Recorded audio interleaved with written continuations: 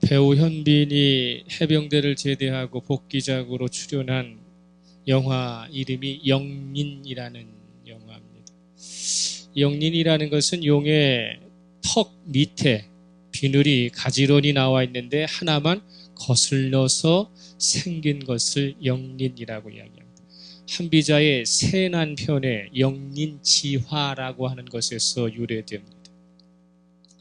용이라고 하는 동물은 원래 상상의 동물이죠. 우리가 실제적으로 볼 수 없는 동물이에요. 그렇지만 이 용은 원래 순한 동물이래요. 그래서 사람과 잘 어울리고 또 길을 잘 들이면 사람이 타고 다닐 정도로 아주 순한데, 그런데 이 목 밑에, 턱 밑에 여기에 있는 거슬린 거꾸로 난 비늘을 건드리면 그 건드린 사람은 반드시 죽인다고 하는 것이 영린지화입니다. 영화 영린의 배경은 조선 22대 왕의 정조대왕이 즉위한 지 1년이 되었을 때에 그를 암살하려는 세력과 24시간 동안 숨막히게 돌아가는 엇갈린 운명들을 소개하면서 상황이 전개되고 있습니다. 이 사건은 조선 왕조실록 정조 4편의 네 번째 권에 아주 짤막하게 소개되어 있는 건 1777년 7월 28일 날 일어난 정유역별이라고 하는 사건을 모티브로 삼고 있습니다. 정조는 할아버지 영조를 이어서 즉위를 했지만 배척 세력들이 많았고 영조의 이 즉위를 많은 사람들이 반대를 하게 되죠. 왜냐하면 비극적으로 죽은 사도세자의 보복을 반드시 행할 것이라고 하는 두려움이 있었기 때문에, 그래서 영조가 왕이 되는 것을 대다수의 권력자들은 반대를 하게 됩니다. 그런 우려처럼 비극적으로 죽은 사도세자의 죽음에 대하여 조사를 행하면서 이제 단서가 나타나는데, 윤야견이라고 하는 사람과 홍지혜라고 하는 사람 주변에서 아버지 사도세자에 대한 불합리한 일들을 조장했던 것들이 이제 기억이 나고 또 발견이 돼서 홍지혜라고 하는 사람을 귀양을 보내게 돼요.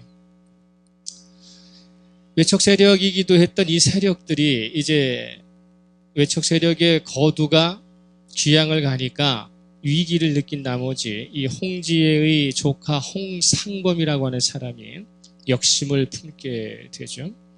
호위군관 강용희, 또 천민 출신의 암살자 전흥문, 그리고 궁녀인 월해 등 약 20-30명을 이렇게 매수를 해서 정조가 머물고 있는 경희궁의 존현각에 침입을 하게 됩니다. 그때 이제 금유대장이었던 홍구경에 의해서 적발돼서 타진된 사건을 가지고서 만들어낸 영화가 영린이라고 하는 영화죠. 대부분의 역사 드라마가 왕과 관련이 깊을 수밖에 없기 때문에 정조대왕과 관련된 드라마도 상당히 많죠. 그 중에서도 2007년 9월에서 이듬해 6월까지 총 77부작으로 MBC에서 방영했던 이산이라고 하는 드라마가 있습니다. 또 왕과 관련된 책들이 많이 출간되어 있는데, 정조대왕의 어록을 담은 1등록이라고 하는 신하들 눈에 비춰진 정조의 일상의 행위와 말을 이렇게 정리해 놓은 책이 1등록이라고 하는 책이에요. 이 1등록의 보게 되면 척이 어떻게 처신했는가, 왕은 어떻게 처신했는가에 대한 이야기가 나오는데, 여기에 이런 얘기가 있어요. 나는 한밤중이 되기 전에는 잠자리에 든 적이 없고, 날이 밝기 전에는 반드시 옷을 준비시켜 입는다. 서울과 지방에서 올린 보고서를 하루도 책상에서 직체시킨 적이 없었고, 매일 조종신하를 접견하지 않은 적이 없었다. 게으르지 않았다는 것입니다. 자기가 맡은 것에 대하여 최선을 다했다. 임금이라고 하는 지위와 권위가 있었지만 자기에게 주어진 작은 일 하나 미루거나 매사에 성실하지 않은 태도는 없었다라고 하는 것이 이 정조의 삶을 그대로 보여주고 있죠. 영화 영린에서 많은 관심 있는 장면들이 있어요. 성향에 따라 나는 이 장면이 좋아요, 나는 저 장면이 좋아요 이렇게 이야기할 수 있지만은 저 개인적으로는 왕의 서책을 담당하는 이 내실을 상책이라고 그래요. 왕의 서책, 책을 이렇게 보관하고 날라다 주는 사람을 상책이라고 하는데 거기에 역할이 정재영이라고 하는 사람이 그 역할을 했어요. 문무대관이 쫙 서 있는 조회 시간에 이 신하와 왕과의 의견이 맞지를 않게 돼서 그래서 긴장이 고조된 가운데 속에 진정한 정치는 무엇인가에 대한 이야기를 하면서 임금이 정조가 그 신하들에게 중용 23편을 너희들이 기억하고 있느냐라고 묻죠. 말은 잘하고 세상 이야기는 잘하지만 실상 그들을 세우는 그 정신적인 것은 외우지 못하는 신하들을 향해서 이 정조가 상책인 이 상책에게 중용 23편을 한번 외워보라고 이야기를 합니다. 주저거리다가 읽게 되죠. 그것이 무슨 내용이냐면 이런 것입니다. 중용 23장에 나와 있는 얘기가 작은 일도 무시하지 않고 최선을 다해야 합니다. 작은 일에도 최선을 다하면 정성스럽게 됩니다. 정성스럽게 되면 겉에 배어나오고 겉에 배어나오면 겉으로 드러나고 겉으로 드러나면 이내 밝아지고 밝아지면 남을 감동시키고 남을 감동시키면 이내 변하게 되고 변하면 생육하게 됩니다. 그러니 오직 세상에서 지극히 정성을 다하는 사람만이 자신과 세상을 변하게 할 수 있습니다 라고 하는 말을 해요. 이것은 좀 의역되어 있는 거예요. 영화를 하다 보니까 구어체로 이해하도록 쉽도록 이렇게 이야기하는 이것을 그저 직역을 하게 되면 이런 말이에요. 그 다음은 한쪽으로 지극함이니 한쪽으로 지극히 하면 능히 성실할 수 있다.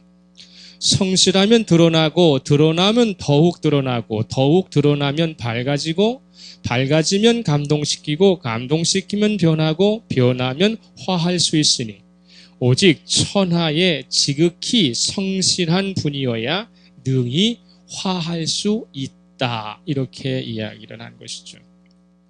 매사에 사람이 작은 일이라도 정성을 다하면 성실하게 임하게 되면 자신도 변하고 세상도 바뀔 수 있다라고 하는 것입니다. 제 나름대로의 정조에 대한 여러 가지 자료를 접해보면서 정조대왕의 삶은 작은 일에 무시하지 않았다는 거예요. 작은 일에도 무시하지 않았다. 주어진 것에 최선을 다하면서 자신을 먼저 변화시키려고 했고 자신이 변화된 삶을 통해서 세상을 정상적으로 되돌려 놓으려고 했던 그래서 지극히 정상적인 사고를 갖춘 군주였다. 저는 그렇게 생각을 합니다. 요즘 들어 우리나라는 세월호 사건 이후에 정치권을 통해서 많은 사람들을 통해서 듣게 되는 두 마디의 말이 있어요. 비정상의 정상화라는 말이고 국가를 개조해야 한다라고 하는 말입니다. 비정상의 정상화라는 말은 비정상적인 것들을 원래대로 정상적인 상태로 돌려놓는 것 아니면 정상적인 상태로 만들겠다라는 의미로 쓰여지는 것입니다. 이 비정상화된 것을 정상적인 상태로 돌려놓는다는 말은 새로운 개념 같지만 그것은 아니라 한마디로 비정상의 정상화라는 말은 혁신하겠다, 쇄신하겠다, 개혁하겠다는 말을 좀 개념을 만들어서 그냥 말을 돌려서 했을 뿐이에요. 우리가 흔히 얘기하는 이노베이션, 영어의 이노베이션을 아무데나 붙이잖아요. 기술의 혁신, 정치의 혁신, 경제의 혁신, 뭐 삶의 혁신 한 것처럼 이노베이션이라고 하는 이 단어를 아무데나 갖다가 붙이는 그런 것과 같이 비정상의 정상화라고 하는 것은 삶을 혁신하겠다, 제도를 개혁하겠다, 쇄신하겠다고 하는 말을 돌려서 새로운 개념처럼 쓰고 있는 것이죠. 그렇지만 문제는 혁신한다, 개혁한다, 쇄신한다, 비정상화를 정상화시킨다라는 것은 어느 나라로 할 것 없이 꾸준히 역사 속에서 실시되어 왔다는 것이죠. 새로운 것이 아니라 정권이 바뀔 때마다, 나라가 바뀔 때마다, 사람이 바뀔 때마다, 지도자가 바뀔 때마다 늘 그들의 지표에는 쇄신을 이야기하고 개혁을 이야기하는데, 결과에 있어서는 인류의 역사 속에 쇄신, 개혁, 혁신이 별반의 진보 없이 그저 사장되고 용두사미가 된다는 것입니다. 저는 일주일간 우리 본문으로 주어진 마태복음 오늘의 본문을 묵상을 하면서 갑자기 비정상의 정상화라고 하는 단어가 계속 생각이 나는 거예요. 저는 이 뇌리에서 떠나지 않았기 때문에 그래서 제목으로 삼은 것이죠. 비정상의 정상화를 말할 때에 단지 신앙과 관련 없는 다른 분야에 대해서는 제가 다룰 만한 지식과 능력이나 권한이 전무하기 때문에 신앙을 제외한 다른 것에 대해서는 말하지 않으려고 합니다. 그럴 자신도 없고 그럴 자격도 없죠. 그러나 목회자로서 설교자로서 신앙과 관련해서 우리의 신앙 속에 비정상화된 것을 정상화하기 위해서는 어떤 삶을 살아야 하고 어떤 태도를 취해야 되는가라는 부분에서 이 말씀을 제가 묵상을 하면서 떠올랐던 단어가 비정상의 정상화라고 하는 단어였었어요. 오늘 본문의 전체 맥락은 예수님과 세례 요한과 관련되어져서 그 당시 사람들이 주님과 세례 요한에 대하여 반응한 것을 주님께서 단적으로 지적해 주신 본문이에요. 자, 마태복음 11장 16, 17절 한번 볼까요? 마태복음 11장 16, 17절 같이 읽겠습니다. 시작. 이 세대를 무엇으로 비유할까? 비유하건대 아이들이 장터에 앉아 제 동물을 불러 이르되 우리가 너희를 향하여 피리를 불어도 너희가 춤추지 않고 우리가 슬피 울어도 너희가 가슴을 치지 아니하였다 함과 같도다. 이렇게 됐어요. 주님께서는 당시의 사회를 바라보고 그리고 그 당시의 사람들의 행태를 볼 때에 모든 것이 비정상적인 상태에 놓여 있다라고 진단을 하시는 것이죠. 여기에서 이야기하는 것처럼 혼인잔치와 장례식은 우리 인생에 있어서 극한의 대조를 이루고 있는 상황이에요. 혼인식이라고 하는 상황과 장례식이라고 하는 상황이죠. 혼인잔치는 어때야 됩니까? 즐거움으로 가득 차고 축복으로 가득 찬 자리여야 합니다.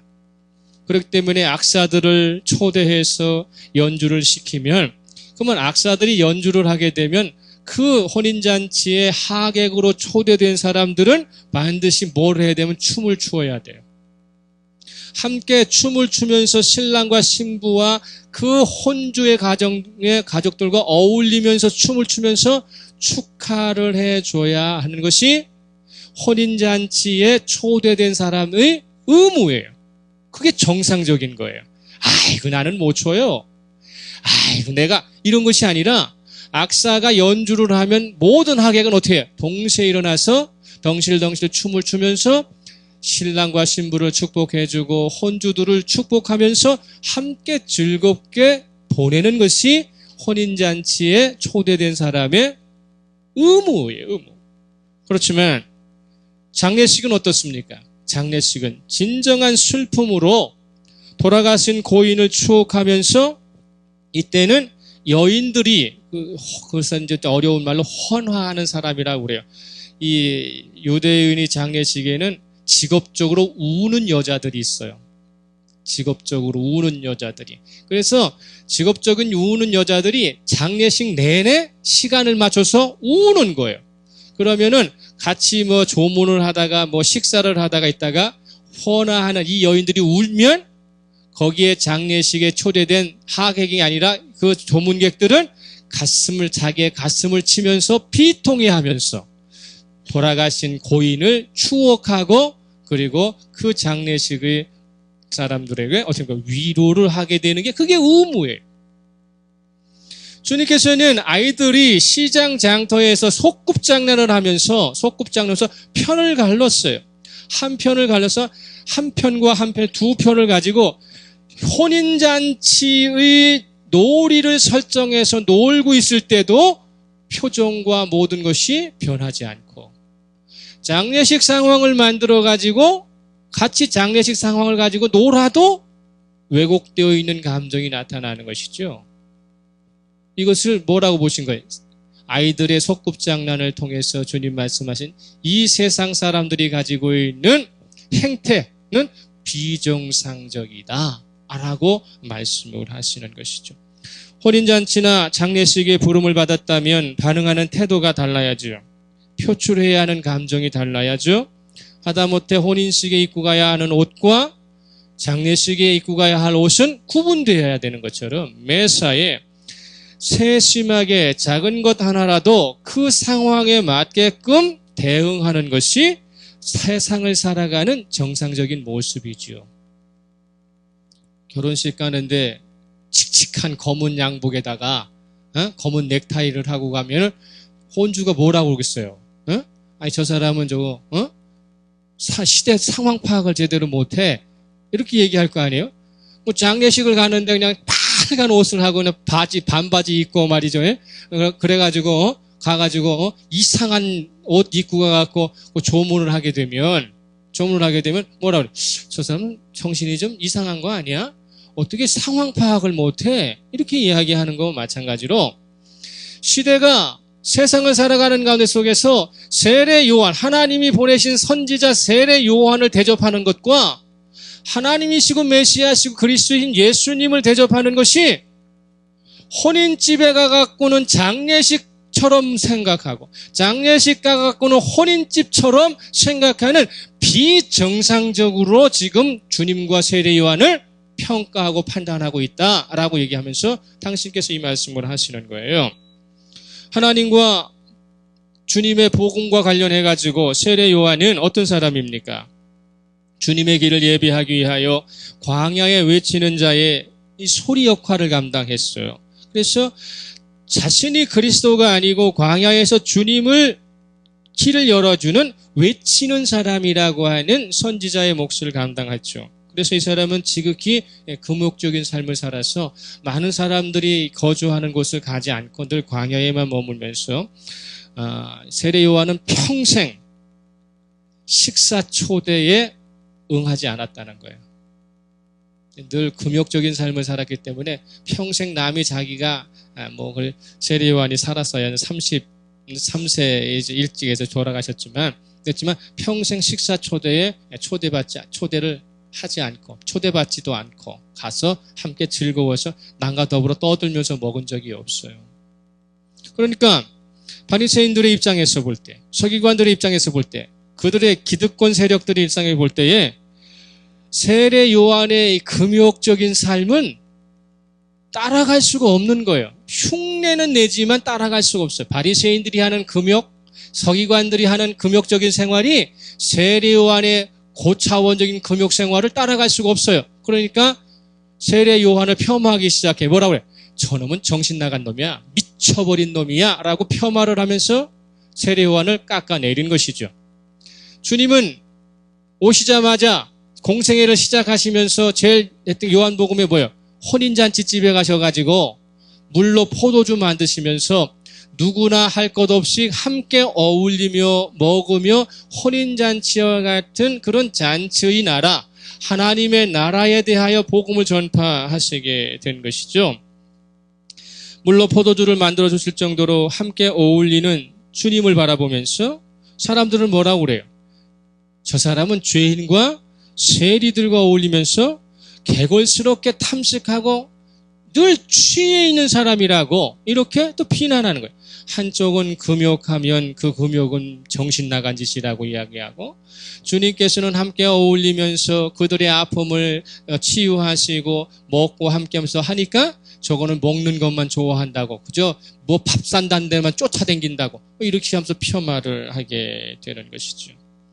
바리새인과 서기관들은 세체혀로 자신의 뜻 그것을 같이 하지 않는 세례 요한과 주님을 폄하하는 것도 모자라서 거짓말로 왜곡시키고 어리석은 백성들을 현혹하면서 그들의 기득권을 유지하려고 했던 것이죠.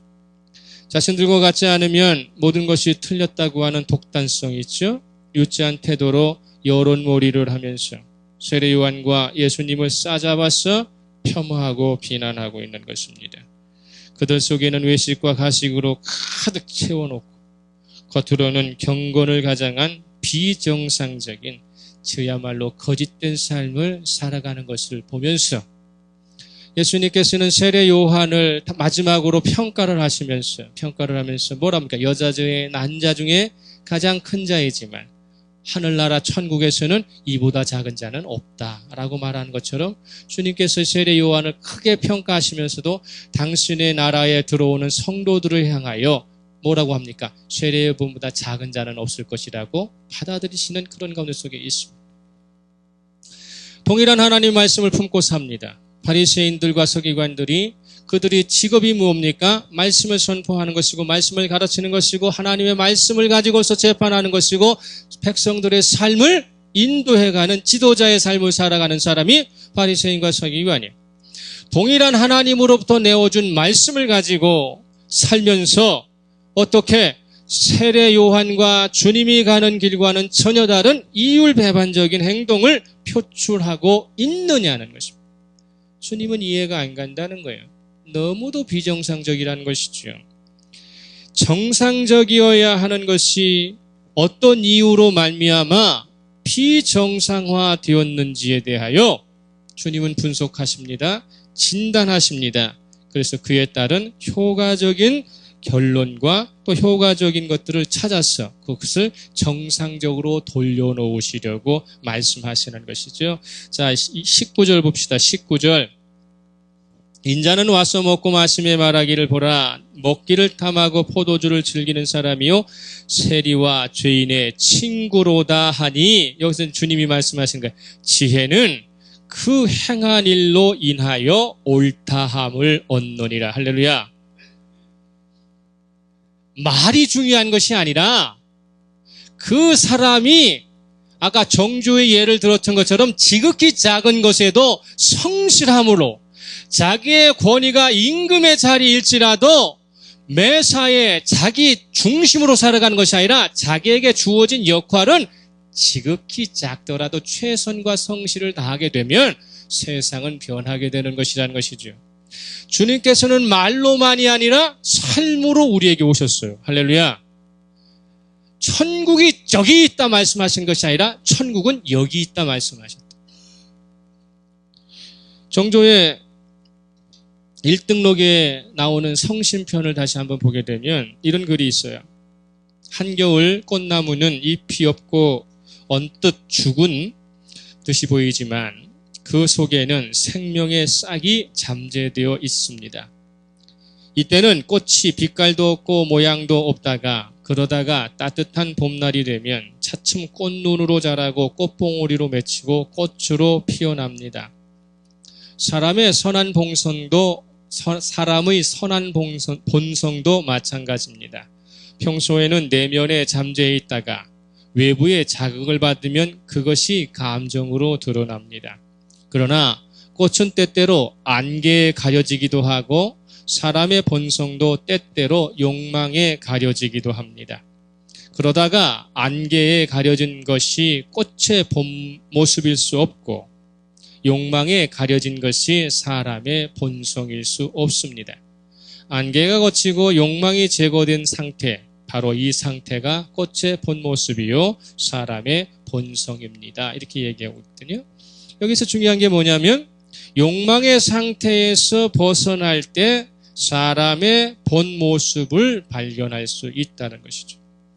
예수님의 당시에 바리새인과 서기관들이 지식이 모자랐던 것이 아니라 권력이 부족했던 것들이 아니라 그들이 살아가는 삶 속에 힘이 부족했던 것들이 아니라 바리새인과 서기관들의 삶이 비정상적인 상태로 굳어질 수밖에 없었던 이유는 하나님을 신앙하는 것을 가지고서 그들의 욕망을 채우는 수단으로 타락시켰기 때문이다. 주님은 말씀해. 주님을 주님으로 바라보지 않고 이용 대상으로 바라봤기 때문에 하나님의 나라가 그대로 자연적으로 내 안에 형성되지 못하고 왜곡되고 비정상되어져서 하나님으로 말미암아 나는 행복해질 수 있다고 하는 것을 왜곡시켜버렸다는 것이죠. 욕망으로 죄악으로 하나님을 욕보이면서도 하나님의 나라를 제대로 보여주고 있는 지도자들에 한해서 자신들과 뜻을 같이 안 하면 정신 나갔다고 이야기하고 미친놈이라고 이야기를 했다는 것입니다. 우리가 신앙의 첫 단추를 한번 잘못 꿰기 시작을 하면 그 다음 단추를 꿰면 꿰수록 신앙의 옷은 어떻게 됩니까? 단추가 깨어지면 깨어질수록 모습이 왜곡되는 것입니다. 우스꽝스러워지는 것이죠. 바리사인과 서기관들은 자신들의 욕심을 들키지 않으려고, 그러니까 어떻게 됩니까? 정상적인 신앙의 길을 성실히 걷고 있는 예수님을 미워하고 비판하고 비난하면다 그것도 모자라서 제거하려고 하기까지 했다는 것이죠. 대상이 무엇이 되든지, 대상을 무엇으로 삼든지 길이요 진리요 생명이신 주님을 도외시하고 비정상의 정상화를 말 그대로 정상적으로 꾀할 수 있는 길은 전혀 없습니다. 사람이 사람을 어떻게 개조시킵니까? 제도가 어떻게 사람을 정상화시킬 수 있습니까? 기독교 희락주의자라고 불리는 존 파이퍼 목사가 최근에 칼빈의 5대 강령을 쉽게 풀어 쓴 책 제목이 나는 나를 구원할 수 없습니다 라는 책이 있어요. 나는 나를 구원할 수 없습니다. 이건 보면 인간은 인간을 구원시킬 수 없다 이런 말이죠. 칼빈주의의 5대 강령은 조직신학적인 문제이기 때문에 여러분들이 자세히 알 수 없지만 5가지가 그거예요. 전적 타락, 무조건적 선택, 제한 속죄, 불가항력적 은혜, 성도의 견인, 이게 5가지인데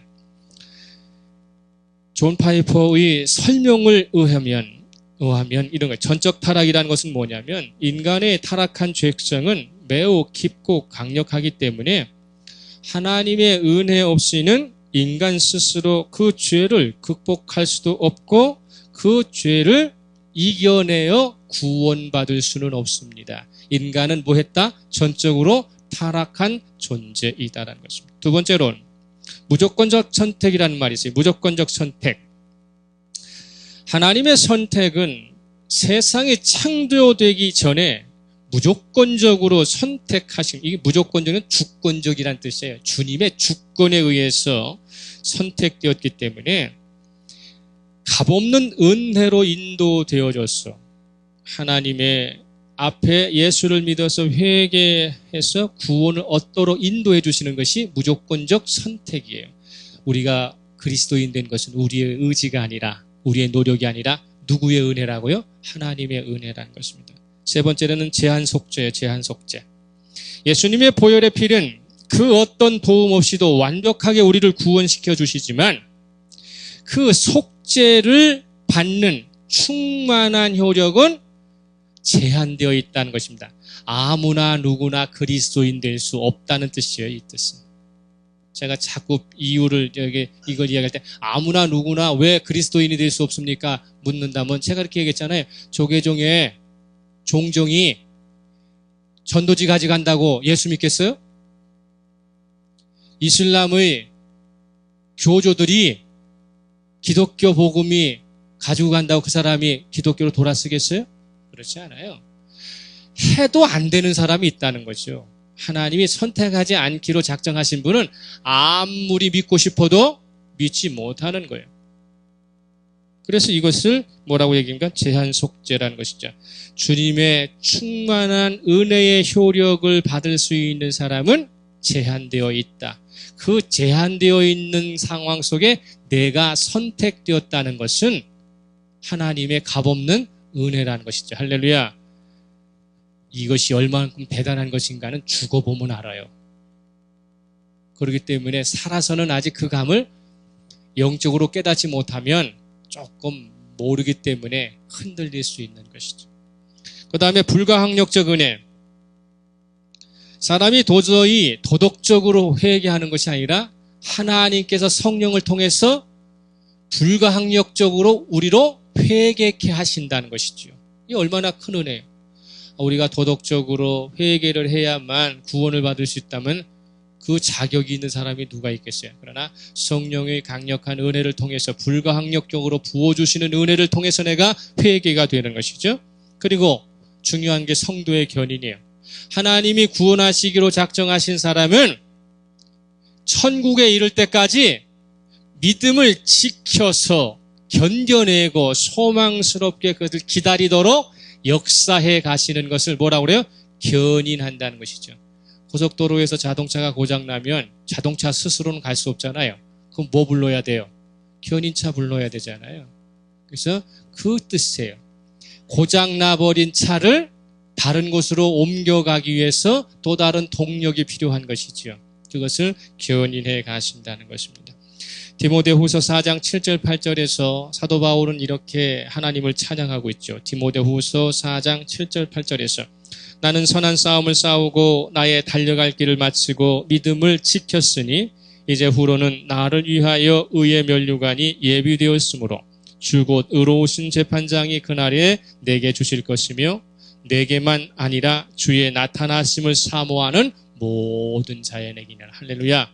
사도 바울만 받는다면은 우리가 예수 믿을 필요 없잖아요.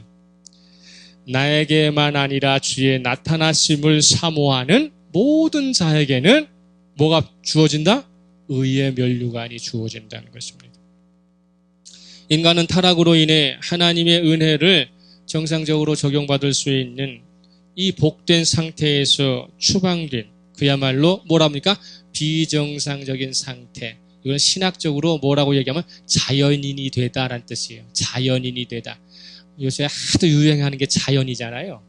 그런데 신학적으로 자연인이 되다는 뜻은 뭐냐면 하나님의 은혜의 울타리에서 추방돼 버리다는 뜻이에요. 실낙원한 상태를 자연인이 되다라는 것입니다. 우리는 자연인이 아니라 은총받은 특별한 사람이죠. 그렇기 때문에 죄에 대한 근본적인 문제를 해결받지 못한 사람이 도덕적으로 아무리 노력을 한다 할지라도 그 결과에 있어서는 모두가 허사에 불과하다라고 하는 것입니다. 로마서 14장 23절 하반절에 보면 로마서 14장 23절 하반절에 보면 따라서 합시다. 믿음을 따라하지 아니하는 것은 다 죄니라. 성경 말씀에 믿음을 따라하지 않는 것은 다 죄다. 예수 그리스도로부터 주어진 은혜의 은총, 믿음으로 말미암지 않는 것은 다 죄예요. 비정상적인 삶을 정상적인 상태로 되돌려 줄 수 있는 주체는 권력도 아니고 힘도 아니고 군사도 아니고 사람 자체는 될 수 없다는 거예요.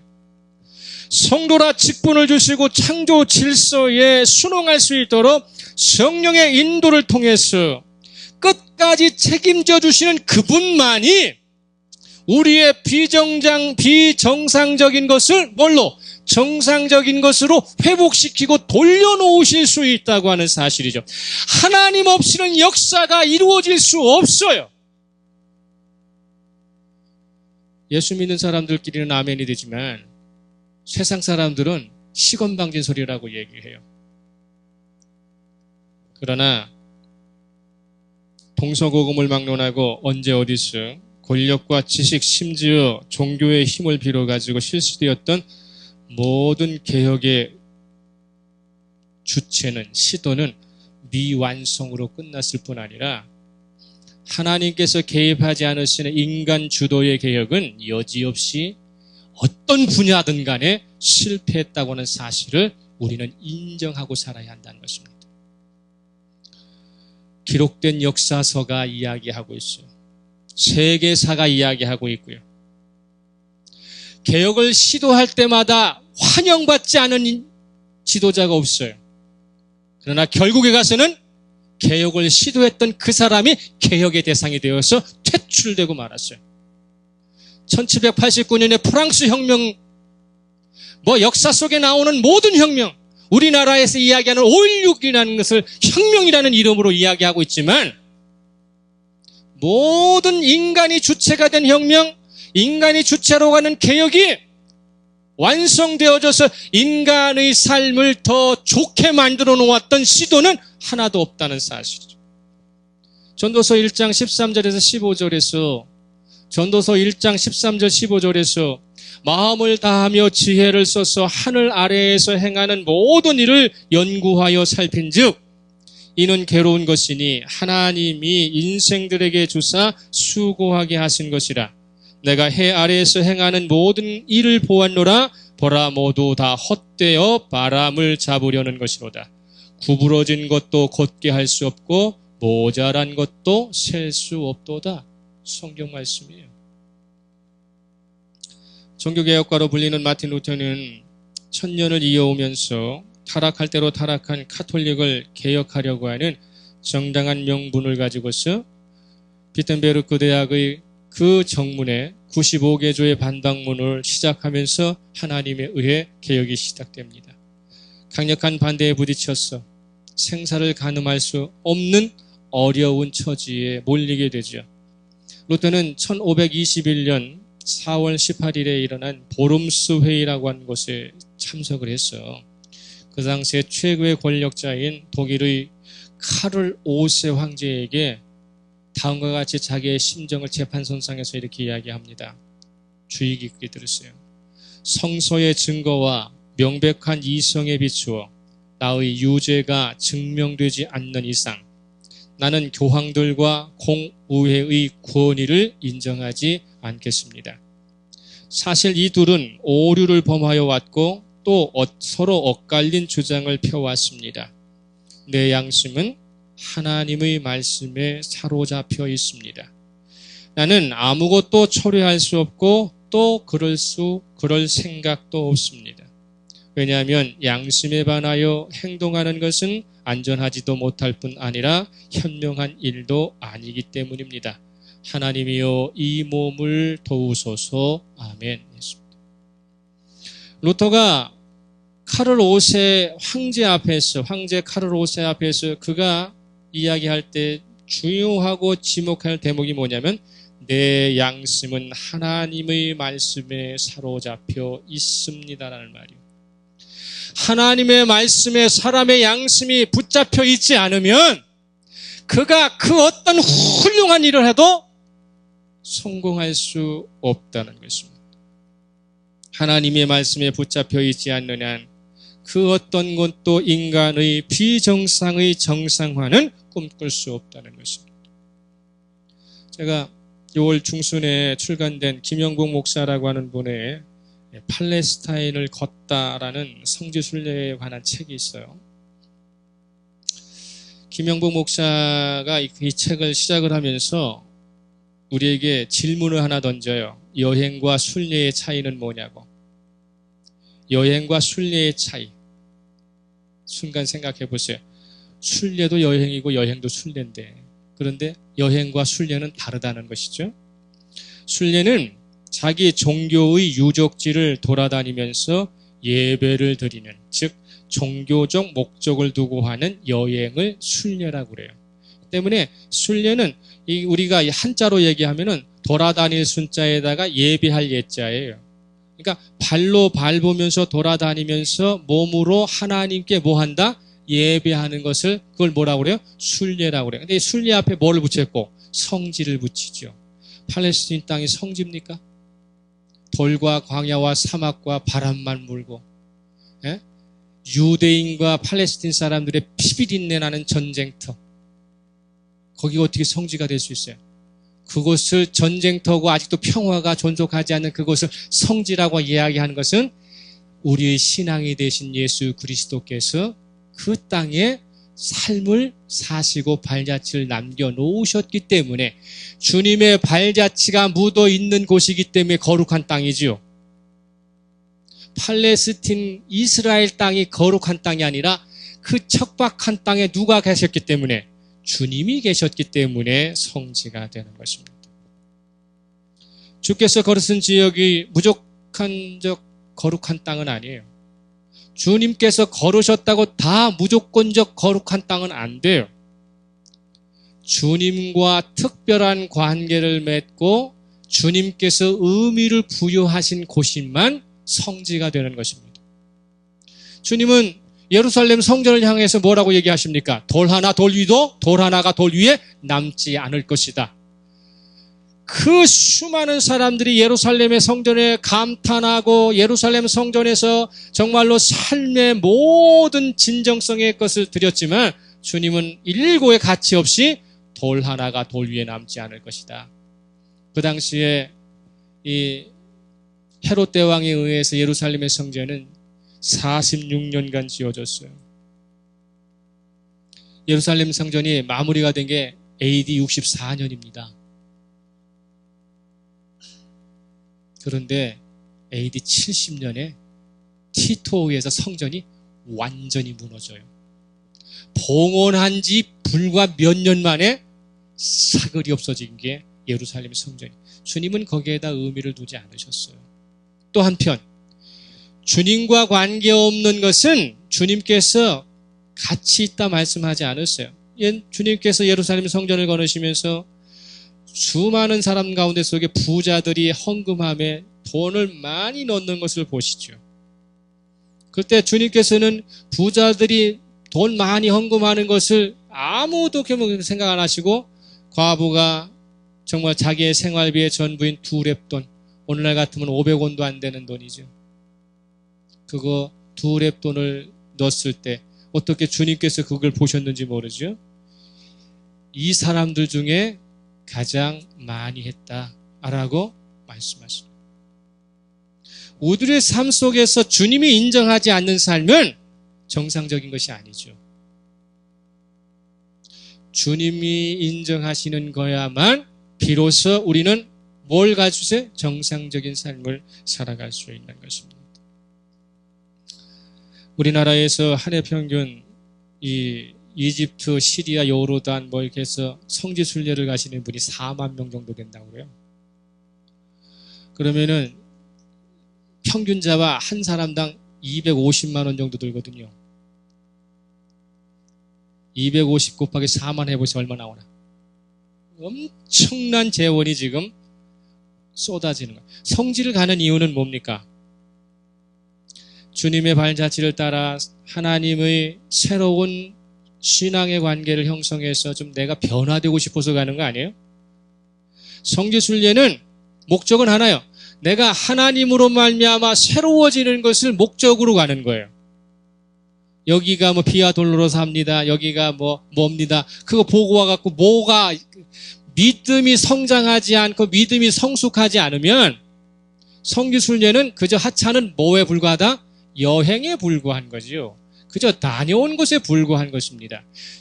성지순례를 통하여 뭐가 커야 돼요? 믿음이 커야 되고 성숙될 때에 중요한 것이죠. 지금의 팔레스타인 상황이 좀처럼 해결되지 않는다면 이 땅은 성지로서의 역할을 제대로 감당할 수 없습니다. 그러면 참다운 순례는 뭐냐는 거예요. 참다운 순례는 뭐냐.